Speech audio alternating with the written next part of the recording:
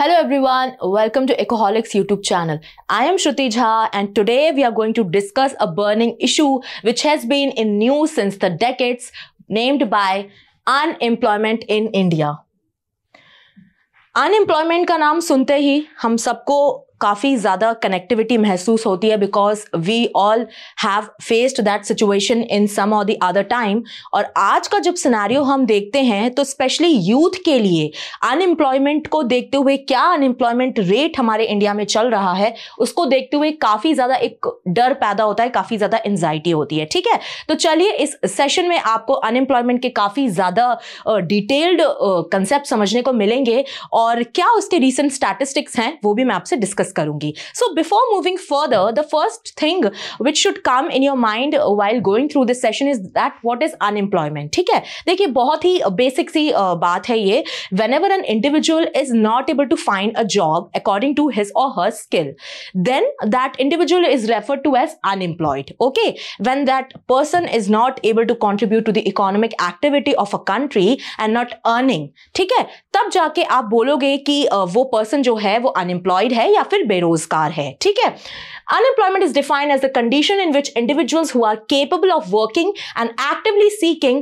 employment cannot find a job. ठीक है, अब आप देखिए जो नेशनल स्टैटिस्टिक्स ऑफिस है NSO जिसको हम बोलते हैं शॉर्ट फॉर्म में, उन्होंने एम्प्लॉयड, अनएम्प्लॉयड और अदर कैटेगरीज में डिफाइन किया गया है कि कैसे जो है वो हम अनएम्प्लॉयमेंट को डिस्कस कर सकते हैं। तो देखते हैं, सबसे पहले वो बोलते हैं कि एम्प्लॉयड। ठीक है, आप एम्प्लॉयड कौन हो सकते हैं? तो ऐसे लोग जिनके पास एक जॉब है and they are earning monthly. ठीक है, उनके पास अर्निंग्स भी हैं और एक फिक्स्ड जॉब है। ठीक है, ऐसे लोग आपके एम्प्लॉयड कैटेगरी में फॉल करेंगे। अब अनएम्प्लॉयड कैटेगरी में कौन रहेगा? तो the individuals who are seeking or available for work but are currently without employment. ठीक है, ऐसे इंडिविजुअल्स जो काम की तरफ देख रहे हैं, उनके पास स्किल भी है बट अभी उनके पास जॉब नहीं है। ठीक है, ऐसे लोग जो है वो अनएम्प्लॉयड की कैटेगरी में आएंगे। और थर्ड कैटेगरी जो होगी not seeking or available for work.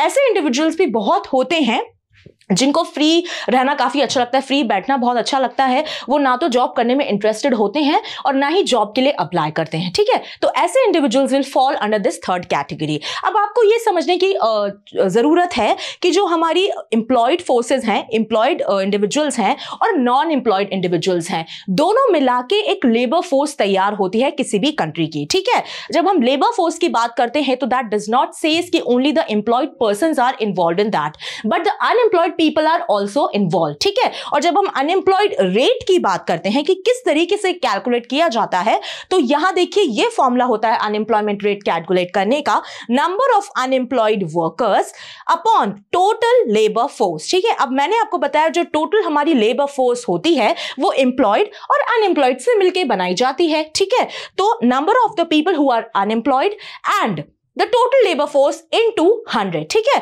तो ये जो आपका फिर उसके बाद जो आंसर आएगा आपका वो हमारा अनएम्प्लॉयमेंट रेट होगा। ठीक है, now coming to the types of unemployment. The major thing कि अनएम्प्लॉयमेंट की डेफिनेशन के बाद जो सबसे ज्यादा आपको क्लियर होना चाहिए वो होना चाहिए कि भाई किस तरीके के आपके टाइप्स होते हैं अनएम्प्लॉयमेंट में, तो हम वो देखते हैं। तो फर्स्ट वाला जो हमारा टाइप है वो है डिस्गाइज्ड अनएम्प्लॉयमेंट। ठीक है, तो देखिए डिस्गाइज्ड अनएम्प्लॉयमेंट में क्या होता है, when the people are employed more than the necessary amount. ठीक है, अब जैसे इसमें अगर आप एग्जाम्पल में आपको समझाऊं एग्जाम्पल के थ्रू, तो एक अगर लैंड है, एग्रीकल्चर लैंड है, उसमें सिर्फ और सिर्फ 5 लोगों की जरूरत थी। ठीक है, 5 लेबर्स की जरूरत थी, बट उस लैंड पे 10 लेबर्स काम कर रहे हैं। तो ये जो फिनोमेना है ये आपका डिस्गाइज्ड अनएम्प्लॉयमेंट की कैटेगरी में फॉल करेगा। ठीक है, it occurs when more people are employed than necessary. ठीक है, तो ये भी जो है वो सही चीज नहीं होती है क्योंकि रिक्वायरमेंट आपकी तो 5 वर्कर्स की है, बट आप कितने ले रहे हो, आप एक्स्ट्रा आपने और 5 वर्कर्स को ऐड करके रखा है, तो ये भी एक तरीके से अनएम्प्लॉयमेंट ही कहलाया जाता है। commonly found in the agricultural land and unorganized sectors of India. ठीक है, now the second type of unemployment is structural unemployment. तो structural unemployment आपको तब देखने को मिलता है when the gap has been created the requirement of a job and the skill of a person. ठीक है, तो कभी कभी हमें देखने को मिलता है कि जो स्किल्स होती हैं वो जॉब से मैच नहीं करती, तो ये जो मिसमैच हो जाता है ना, वहां पे आपका स्ट्रक्चरल अनएम्प्लॉयमेंट क्रिएट हो जाता है। ठीक है, it arises from a mismatch between job opportunities available in the market and the skill possessed by the available workforce. अब मैं आपको ये अगर एग्जाम्पल के थ्रू बताऊं तो देखिए, अगर हम एक मैकेनिकल इंजीनियर का एग्जांपल ले लेते हैं, तो of course they will definitely aspire to work in an automobile industry. ठीक है, उनको ये एक उनका भी एस्पिरेशन होगा कि भाई हम ऐसी जगह काम करें जहां पे जो नॉलेज हमने गेन करी है अपने कोर्स के थ्रू, अपने इंजीनियरिंग कोर्स के थ्रू, वो अप्लाई हो।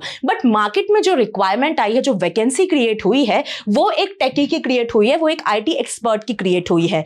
अब मैकेनिकल इंजीनियर अगर टेकी बन के काम करेगा तो obviously that will fall under the structural unemployment. Okay, क्योंकि उनकी जो स्किल है या उनका जो भी एक्चुअल उनका एक पर्सनालिटी है या जो भी उन्होंने सीखा है, ठीक है, वो IT एक्सपर्ट के हिसाब से शायद ना हो, तो इसलिए वो कैटेगरी आपकी स्ट्रक्चरल अनएम्प्लॉयमेंट में आके फॉल करती है। फिर आपका थर्ड आता है फ्रिक्शनल अनएम्प्लॉयमेंट। अब देखिए, फ्रिक्शनल अनएम्प्लॉयमेंट होता है, we all know that whenever we are working for a company, some people are constantly looking for better earning jobs, they wanted to switch from one company to another in the search of better package, right. तो ये चीज जो है वो frictional unemployment के under fall करती है, और मेजरली आपको ये मार्केट इकोनॉमीज में ज्यादा देखने को मिलता है। जैसे आप US ले लीजिए या फिर आप यूरोप ले लीजिए, वहां पे आपको इस तरीके का अनएम्प्लॉयमेंट ज्यादातर देखने को मिलता है। When workers are searching for new jobs or are transitioning from one job to the another. Now moving to the other types of unemployment, the fourth one is seasonal unemployment. Seasonal unemployment, जैसा कि आपको नाम बता रहा है, अगर आप agriculture के केस में मैं आपको समझाती हूं एग्जांपल से, तो आप देखिए, जब एग्रीकल्चर बहुत ही ज्यादा पीक पे होता है, ठीक है, जब एक्चुअली हमको सो करना होता है या फिर हार्वेस्ट करना होता है, तब तो वहां पर लेबर्स की, फार्मर्स की नीड होती है। बट जब एग्रीकल्चर में आपको कोई काम नहीं होता, जब एग्रीकल्चर का सीजन नहीं होता है, तब क्या होगा? तो ऐसे लोग जो उस फील्ड से जुड़े हुए हैं वो तब अनएम्प्लॉयड हो जाएंगे, है ना। तो ऐसे लोग तब आपके सीजनल अनएम्प्लॉयमेंट की कैटेगरी में फॉल करेंगे। एंड सिमिलरली अगर आप देखो टूरिज्म आप सेक्टर को लेके देखो, तो अगर हम नॉर्दर्न स्टेट्स की बात करें, उत्तराखंड हो गया, शिमला हो गया, हिमाचल प्रदेश हो गया, तो यहां पे काफी ज्यादा टूरिज्म जो है वो आता है। ठीक है, tourists are way more attracted toward these states, ठीक है, just because of the scenic beauty and natural beauty. But what about the rainy areas, ठीक है, जब रेनी सीजन आता है तो ऐसे स्टेट्स में भी आपको टूरिज्म जो है वो कम होता हुआ दिखता है, क्योंकि ऑब्वियसली लैंडस्लाइड्स होते हैं, काफी रिस्क होता है वहां पर जाना। तो ऐसे में जो टूरिस्ट्स होंगे उनके लिए भी अनएम्प्लॉयमेंट क्रिएट हो जाएगा, तो that will also the seasonal unemployment, right. When individuals have worked during a specific season but are unemployed during the off season, ठीक है, right. Now coming to the fifth type, which is underemployment, ठीक है। अब इसमें देखिए, when individuals are employed below their skill level, ठीक है, अब इसमें भी आप अपने स्किल से कम काम करते हो, या फिर you have the ability to work for 8 hours but you are not getting the job for 8 hours, you are only getting the job for part time, like you are working for 4 hours, तभी भी आपको बोला जाएगा कि आप underemployed हो। इसमें भी मैं आपको अगर एक एग्जांपल दूं, तो आप देखिए, if a person is having a degree in suppose literature, ठीक है, but he is working as a waiter, ठीक है, उनके पास डिग्री है लिटरेचर की, बट वो वर्क कर रहे हैं कहां पे, जॉब कर रहे हैं एज अ वेटर, तो वो अंडर एम्प्लॉयड ही कहलाएंगे। क्यों कहलाएंगे? क्योंकि भाई उनकी जो डिग्री है वो कहीं से भी कहीं तक उनके जो ऑक्यूपेशन है उससे रिलेट नहीं कर रही है, ठीक है। अब अगर हम देखें जो हमारा सिक्स्थ टाइप है, तो वो हमारा हो जाएगा साइक्लिकल टाइप। ये बेसिकली कनेक्ट करता है ग्लोबल फिनोमेना से। जब आपका रिसेशन आता है ग्लोबल स्टेज पे, तो आप देखते हो दैट जॉब्स में काफी ज्यादा ले ऑफ्स देखे जाते हैं। Even Google have that ability कि वो भी ले ऑफ करते हैं अपने एम्प्लॉयज का, even though when it is not necessary, ठीक है। तो रिसेशन के टाइम पे आप देखते हो ले ऑफ आता है, तो काफी लोगों की जॉब्स चली जाती हैं, ठीक है। सिमिलरली जब एक अच्छा इकोनॉमिक एक्सपोनेंशियल इकोनॉमिक ग्रोथ आपको देखने को मिलता है, तो आपको जॉब्स का क्रिएशन भी ज्यादा होता है मार्केट में, ठीक है। तो ये जो आपके फिनोमेनाज होते हैं ग्लोबल लेवल पे आपको देखने को मिलते हैं, रिसेशन हो गया या फिर एक अच्छी ग्रोथ हो गई, तो इससे भी आपका अनएम्प्लॉयमेंट चेंज हो सकता है, या तो इंक्रीज हो सकता है या फिर डिक्रीज हो सकता है, right. Now moving to the what does the recent statistics say? So we have done the types of unemployment. Now we are moving towards the what does the stats have to tell us. ठीक है, statistics में क्या हमको जो है वो rates ऐसा बताते हैं। तो देखिए, अगर हम देखें the unemployment rate in India stood at 7.8% इन 2024 सितंबर। ठीक है, तो अगर हम अभी रिसेंट की बात करें, सितंबर मंथ की बात करें, तो 7.8% जो है वो अनएम्प्लॉयमेंट रेट रहा है। बट अगर आप अगस्त के केस में इस चीज को कंपेयर करोगे तो अगस्त में आपका 8.5% था, तो सर्टेनली आपको डिक्लाइन देखने को मिला है। ठीक है, बट अगर आप ईयर की बात करो, अगर आप 2023 2024 के कंपैरिजन की बात करो तो 3.2% जो है वो अनएम्प्लॉयमेंट रेट रहा था, और लास्ट ईयर का कंपैरिजन में ये अनचेंज था, मतलब कोई भी सिग्निफिकेंट चेंज नहीं हुआ था, ये कांस्टेंट था। ठीक है, इसके अलावा अगर आप देखो यूथ अनएम्प्लॉयमेंट रेट जो है वो आपका 10.2% पे है। ठीक है, तो youth unemployment rate is very high in India which is a massive concern for all of us. ठीक है, अब अगर आप रूरल एरियाज की बात करो तो the unemployment rate in rural areas increased from 2.4% to 2.5%। ठीक है, तो रूरल एरियाज में अगर आप अनएम्प्लॉयमेंट रेट की बात करो तो ये तो भाई क्या हुआ है, इंक्रीज हुआ है। और अगर आप अर्बन एरियाज में बात करो तो यहां पे आपको देखने को मिलेगा that the rate has been decreased from 5.4% to 5.1%। ठीक है, तो रूरल एरियाज में जो है वो अनएम्प्लॉयमेंट इंक्रीज हुआ है, बट अर्बन एरियाज में अनएम्प्लॉयमेंट डिक्रीज हुआ है, maybe because we have more job opportunities in the urban areas. Okay, अब इसके अलावा जब हम देखते हैं एक रिपोर्ट देखते हैं अनएम्प्लॉयमेंट रिपोर्ट को, जब हम स्टडी करते हैं which is India unemployment report 2024 जो कि बनाई जाती है institute for human development and ILO द्वारा, which is International Labour Organisation. तो इन्होंने बताया that a significant increase in the number of labour force of India has been seen and it is expected to be 65% up to 2036। ठीक है, तो जो हमारी labour force है वो 2036 तक 65% होने के पूरे चांसेस बताए गए हैं इस रिपोर्ट के द्वारा। Right, now coming to the current trends in unemployment. क्या ऐसे ट्रेंड्स अभी करंट हमको देखने को मिल रहे हैं? अगर हम इंडियन इकोनॉमी की बात करते हैं, अगर हम इंडिया में अनएम्प्लॉयमेंट को पढ़ रहे हैं, तो पहला जो आपका आता है वो आता है यूथ अनएम्प्लॉयमेंट। अब देखिए, we all can connect with this thing because somewhere we all have faced that situation, because हम लोग जो हैं वो ग्रेजुएट्स हैं, हम लोग पोस्ट ग्रेजुएट्स हैं, या फिर हम लोग PhD परस्यू कर रहे हैं। We as a youth have a lot of aspirations regarding our jobs, regarding our careers, regarding our future selves. We all wanted to become more prosperous than the previous time. ठीक है, हम future में grow करना चाहते हैं, हमारी aspirations अलग हैं, और हम अपनी कैपेबिलिटी को भी जानते हैं कि हमारी कैपेबिलिटी किस तरीके की है। ठीक है, तो ऐसे में यूथ के पास अगर जॉब्स उनके लेवल की नहीं आती या फिर उनके एस्पिरेशंस के हिसाब से उनको नहीं मिलती हैं, तो कहीं ना कहीं youth also becomes dissatisfied with their jobs. Okay, and even if they are having that job, they won't like to work over there, they are not well satisfied, they are not mentally satisfied, which is a sense of worry for them. ठीक है, और वो कभी कभी youth जो है वो jobs को छोड़ देते हैं। ठीक है, क्योंकि वो सेटिस्फाइड नहीं होते उस चीज से।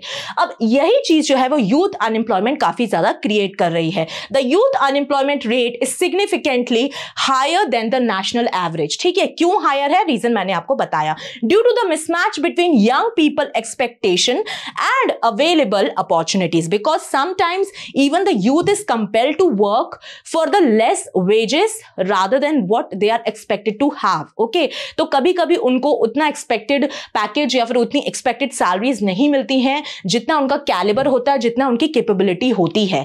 इस वजह से यूथ अनएम्प्लॉयमेंट जो है वो काफी ज्यादा मात्रा में बढ़ रहा है। ठीक है, अब now coming to the second trend which is urban versus rural unemployment. हमने देखा कि अर्बन अनएम्प्लॉयमेंट में और रूरल अनएम्प्लॉयमेंट में काफी ज्यादा डिफरेंस होता है। देखिए, अर्बन लेवल पे आपको अपॉर्चुनिटीज ऑब्वियसली ज्यादा देखने को मिलती हैं because we have a lot of amenities, we have a lot of infrastructure and we have a lot of things in the urban areas as compare to the rural areas. ठीक है, तो वहां पे आपको अनएम्प्लॉयमेंट ट्रेंड भी है वो भी चेंज होता दिखता है।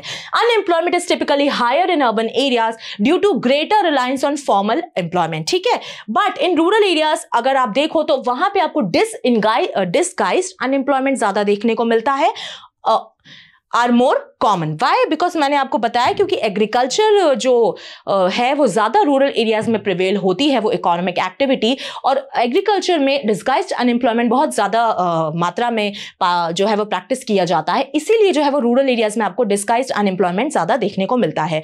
अब थर्ड वाला अगर हम ट्रेंड को स्टडी करें तो इससे तो हम सब कनेक्ट करेंगे, because we all have faced that situation and which is कोविड-19 इंपैक्ट। ठीक है, कोविड-19 ने जिस तरीके से ग्लोबल इकोनॉमी को अफेक्ट किया है उतना ही इंडिया को भी मेजरली अफेक्ट किया था। हम काफी ज्यादा पीछे जो है वो काफी साल पीछे पहुंच चुके हैं in terms of growth, in terms of economic growth, और हमको 1-2 साल भी लगे उस पेस में आने में कि जिस तरीके से कोविड-19 या फिर 2019 के पहले सिचुएशन थी उससे भी अभी हम जो है वो रिकवर नहीं हो पाए हैं। तो आपने देखा है बहुत लोगों ने कोविड-19 के टाइम पे जॉब्स अपनी खोई थी and still they are struggling to find that stability in their lifes. ठीक है, बहुत लोगों के पास ऐसे इनकम सोर्सेस थे, बहुत लोगों की स्टार्टअप कंपनीज थी जो उन्होंने फ्रेशली स्टार्ट करी थी, या फिर बहुत लोगों ने अपनी न्यू जॉब्स को स्टार्ट किया था। बट कोविड-19 के आते ही सिचुएशन पूरी तरीके से बदल गई, पूरी तरीके से चेंज हो गई और बहुत लोगों की लाइफ्स पे जो है वो नेगेटिव इंपैक्ट पड़ा था। ठीक है, तो कोविड-19 का इंपैक्ट तो डेफिनेटली अनएम्प्लॉयमेंट में कॉन्ट्रीब्यूटिंग फैक्टर है। Now coming to the causes of unemployment in India. ठीक है, अब अनएम्प्लॉयमेंट, बेरोजगारी की जब आप बात करते हो तो उसके कॉजेज क्या हैं इंडिया में, वो हम देखने वाले हैं। तो पहला तो है पॉपुलेशन ग्रोथ। सबसे मेजर फैक्टर जो इंडिया में है वो है हमारा पॉपुलेशन, हमारी जो लोग हैं, हमारी इतनी पॉपुलेशन जो है, हम ऑलमोस्ट चाइना को आगे करने पे खड़े हुए हैं। अब चाइना को हम बहुत जल्दी जो है वो पीछे कर देंगे।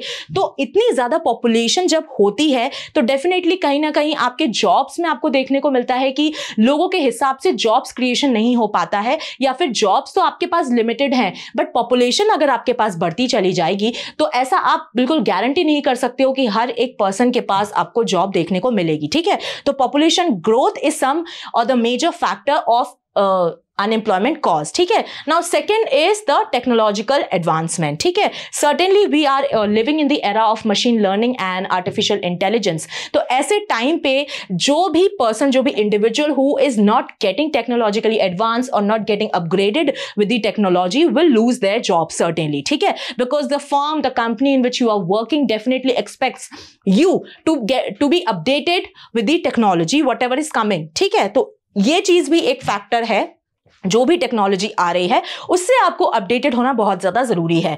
फिर आपका थर्ड आता है लैक ऑफ स्किल डेवलपमेंट। ठीक है, अब बहुत सारी जॉब्स में हमको देखने को मिलता है एक पर्टिकुलर स्किल रिक्वायर्ड होती है, अगर वो स्किल आपके पास नहीं है तो आप सर्टेनली जो है वो उस जॉब के लिए एलिजिबल भी नहीं होते हो। ठीक है, तो वो भी आपका एक फैक्टर बन गया कि क्यों अनएम्प्लॉयमेंट इंडिया में इतना ज्यादा है, क्योंकि यहाँ पे स्किल्स की भी कमी है। हमने देखा है that the skilled workers are very less in India. ठीक है, अब हमारा अगर फोर्थ पॉइंट हम देखें तो देखते हैं इकोनॉमिक डिस्पैरिटीज। ठीक है, अब बहुत जगह पे आपको देखने को मिलता है that the income level is not equal between the people. ठीक है, कुछ लोग बहुत ज्यादा अमीर हैं तो कुछ लोग बहुत ही ज्यादा गरीब हैं। तो जो डिस्पैरिटी क्रिएटेड है ये economically, that is not good for any country and that will certainly contribute to the unemployment status.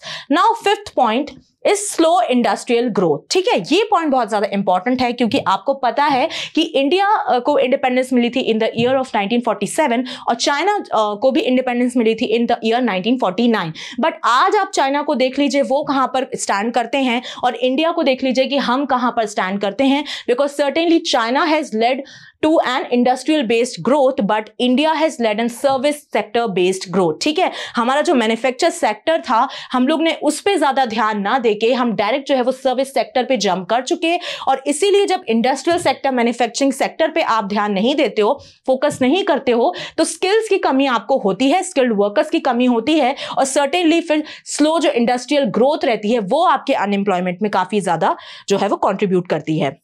Then sixth point is inadequate education system. ये तो हम सब जानते हैं कि जो इंडिया का एजुकेशन सिस्टम है वो काफी ज्यादा थियोरेटिकल नॉलेज पे बेस्ड है rather than focusing on the practical knowledge. ठीक है, और आप जब जॉब पे जाते हो, जब आप किसी भी जॉब में जाओ, किसी भी सेक्टर की आप बात कर लो, अगर आप सर्विस सेक्टर की बात कर लो या फिर आप एग्रीकल्चर की बात कर लो या फिर आप इंडस्ट्रियल सेक्टर की ही क्यों बात ना कर लो, बट आपके पास अगर प्रैक्टिकल नॉलेज नहीं है कि आपको काम कैसे करना है, आपको मशीन कैसे चलानी है या फिर आपको कोई भी कोडिंग करनी है वो कैसे करनी है, अब अगर आपको प्रैक्टिकल नॉलेज नहीं है वो काम करने की तो आप वो काम नहीं कर पाओगे, ठीक है। इसलिए ये भी एक जो है वो रीजन है कि हमारा जो एजुकेशन सिस्टम है उसको रिफॉर्म करने की काफी ज्यादा जरूरत है। Certainly government has led the NEP 2020 और फ्यूचर में we can expect a major changes from that policy as well. Now coming to the 7th point, which is agriculture dependence. As we know that 55% of India's population is dependent on agriculture in India. इतना major contribution जब agriculture का आता है तो obviously आप सोचते हो कि भाई इतने लोग जो है एग्रीकल्चर पे डिपेंड हो रहे हैं, ठीक है। अब एग्रीकल्चर खुद में ही जो है वो इतना ज्यादा एक डिफरेंट या फिर unpredictable kind of economic activity है, तो अनएम्प्लॉयमेंट वहां पे क्रिएट होना बहुत ज्यादा जो है वो आसान सी बात हो जाती है। Now coming to the consequences of unemployment, results of unemployment. अब देखिए बहुत ही एक बेसिक क्वेश्चन है, जब कोई भी person when an individual is not employed, not having a job, तो उसके बहुत ही ज्यादा एक सिंपल और बेसिक कॉन्सिक्वेंसेज हो सकते हैं, वो हम देख रहे हैं। तो पहला तो आपका आ जाता है फाइनेंशियल डिफिकल्टीज, ठीक है। When you are not having a job you will not earn, certainly when you are not earning you can not spend money on anything, ठीक है। चाहे वो गुड्स हो, चाहे वो सर्विसेज हो, या फिर लाइवलीहुड रन करना ही क्यों ना हो, जब तक पैसा हाथ में नहीं होगा कुछ भी नहीं होगा, कुछ काम नहीं हो सकता है, ठीक है। तो ये एक एबिलिटी जो है, फाइनेंशियल जो डिफिकल्टी फेस करी जाती है इंडिविजुअल्स के द्वारा, वो एक बहुत ही मेजर कॉन्सिक्वेंस होता है अनएम्प्लॉयमेंट का, ठीक है। सेकेंड आपका आता है रिड्यूस्ड परचेजिंग पावर। मैंने आपको बताया पैसे नहीं होंगे, when you are not earning enough money, तो आप उसको खर्च कैसे करोगे भाई, खर्च करने के लिए भी आपको पैसे तो चाहिए ना। तो जब आप अनएम्प्लॉयड हो, जब आप बेरोजगार हो, तो आपके पास आपके हाथ में पैसा नहीं होगा, and it will certainly contribute to the reduced purchasing power of an individual.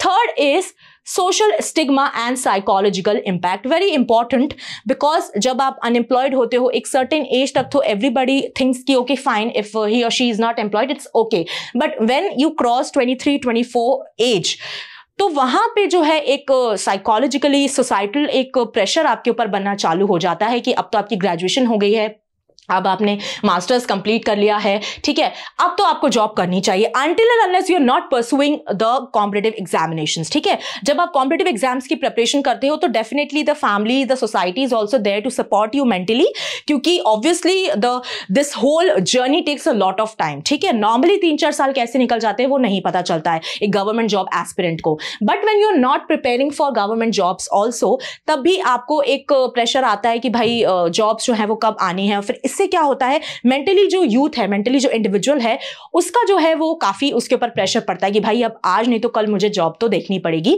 कुछ भी हो जाए, ठीक है। तब फिर वो कहीं ना कहीं कंपेल हो जाता है, इवन देन ही और she starts working even in a firm which is not even matching his और हर स्किल, ठीक है। तो ये चीज भी होती है। Then fourth thing is increased inequality, ठीक है। अब आप देखते हो भाई कि अगर जिनके पास जॉब है तो वो तो आपको ऑब्वियसली ग्रो करते हुए दिखेंगे, प्रॉस्परस होते हुए दिखेंगे in future, but what about those who are not having job, ठीक है। वो तो फिर डे बाय डे पुअर होते चले जाएंगे, और ज्यादा बीपीएल है, बीपीएल के भी नीचे पहुंचेंगे, और ज्यादा ग्रास रूट लेवल पे उनकी जो है वो कंडीशन खराब होती जाएगी। तो इससे जो इकोनॉमिक इनइक्वालिटी क्रिएट होती है किसी भी कंट्री में, that is not good for economic growth of any country, ठीक है। और वो चीज जो है वो एक रिजल्ट होता है अनएम्प्लॉयमेंट का। उसके बाद अगर आप 5th पॉइंट देखो तो आप देखोगे सोशल अनरेस्ट अमंग यूथ। ये कहीं ना कहीं इस पॉइंट से भी इंटर रिलेटेड है, क्योंकि when youth is not having job certainly their minds are very free. अब उनके दिमाग में कोई काम नहीं कर रहे हैं, वो तो उनके दिमाग में जो है वो बोलते हैं ना कि खाली जो दिमाग होता है वो शैतान का घर होता है, ठीक है। तो आपके दिमाग में फिर 10 चीजें चलती हैं कि भाई अब मैं कुछ कर तो नहीं रहा हूं, ऑब्वियसली एक एंजाइटी, स्ट्रेस, डिप्रेशन भी आता है उसके साथ, ठीक है। तो आपके दिमाग में फिर आप क्या करते हो, फिर आप प्रोटेस्ट करते हो, कहीं आप स्ट्राइक्स करते हो, फिर आपके ऊपर आप गवर्नमेंट के ऊपर आपका गुस्सा निकलता है, ठीक है। फिर obviously this also contributes to the increase of crime rate, because आप देखो अगर क्राइम रेट में तो यूथ का जो हाथ है वो आपको ज्यादा देखने को मिलता है। क्यों? क्योंकि आधे से ज्यादा रीजन तो होता है क्योंकि यूथ अनएम्प्लॉयड है, ठीक है। अब उनको घर भी चलाना होता है, तो वो कहीं ना कहीं कंपेल हो जाते हैं ये क्राइम करके चीजें जो है वो अर्न करने के, ठीक है। तो ये भी एक रीजन होता है, ये भी एक रिजल्ट होता है अनएम्प्लॉयमेंट का। Then 6th point is economic burden on the government. जैसे जैसे अनएम्प्लॉयमेंट रेट किसी भी कंट्री में बढ़ता है, not only in the context of India, वैसे वैसे बर्डन जो है किसी भी कंट्री की गवर्नमेंट पे पड़ता है। क्यों? क्योंकि उनको देखना पड़ेगा कि भाई अगर उनकी कंट्री की यूथ अगर सिक्योर नहीं है फाइनेंशियली, तो वो किस तरीके से ऐसी स्कीम्स, किस तरीके के ऐसे वेलफेयर प्रोग्राम्स लेकर आए जिनसे उनकी यूथ जो है वो थोड़ा बहुत सिक्योर फील करे, ठीक है। तो ये जो बर्डन है, सब्सिडीज लेकर आना, सोशल सिक्योरिटी स्कीम्स को रन करना, ये गवर्नमेंट को फिर करना पड़ता है। तो इससे क्या होता है, उनके ऊपर फाइनेंशियल बर्डन एक क्रिएट होता है। ठीक है, इसके बाद हम देखते हैं government policies to address unemployment, जिसके बारे में हमने अभी जस्ट पढ़ा है कि क्यों गवर्नमेंट को लेकर आनी होती हैं स्कीम्स। तो सबसे पहले जो है आपका आता है प्रधानमंत्री मुद्रा योजना, PMMY, जो कि आपके 2015 में लेकर आई गई थी। और इसमें जो है वो कोलैटरल फ्री लोन्स जो है वो बांटे जा रहे थे